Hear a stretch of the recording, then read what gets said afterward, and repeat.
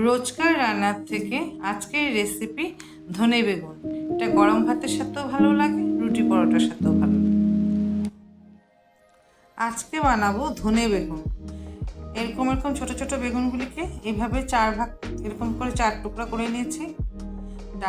তার বটুটাও রেখেছি। বেগুনটা এভাবে কেটেছি। লাগবে বেগুন, টমেটো, কাঁচা লঙ্কা, ধনে পাতা, 1 কোয়া রসুন, কালো জিরে। নিরামিষ খেলে রসুন না দিলেও হবে। কড়াইতে তেল দিলাম, তেল দিয়ে খানিকটা কালো জিরা দিয়ে দিলাম।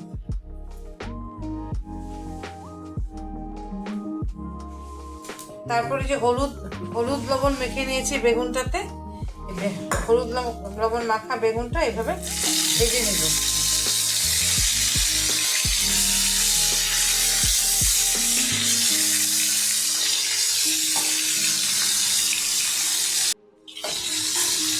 এক মিনিট এইভাবে ভাজা ভাজা করে আমরা ঢাকা দিয়ে দিব, একটু বেগুনটা মজে যাওয়ার জন্য।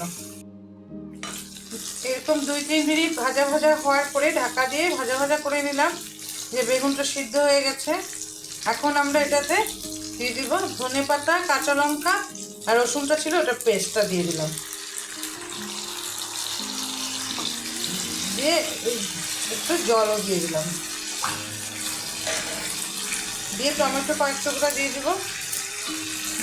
দিয়ে এটাকে ভালো করে নেড়ে চেড়ে একদম মিডিয়াম আছে 2 থেকে 3 মিনিট রেখে দিব।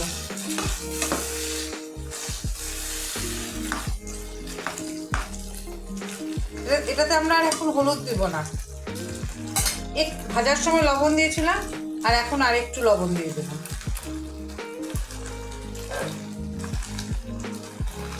ঢাকা দিয়ে রেখে দিব 2 মিনিট, একদম লো ফ্লেমে। 2 মিনিট হয়ে গেছে। এখন আমরা ঢাকনাটা খুলে দেখি, তরকারিটা পুরো হয়ে গেছে। বেগুন টমেটো সব সুসিদ্ধ হয়ে গেছে। এখন আমরা গ্যাসটা অফ করে দিই। আমাদের ধনে বেগুন কমপ্লিট।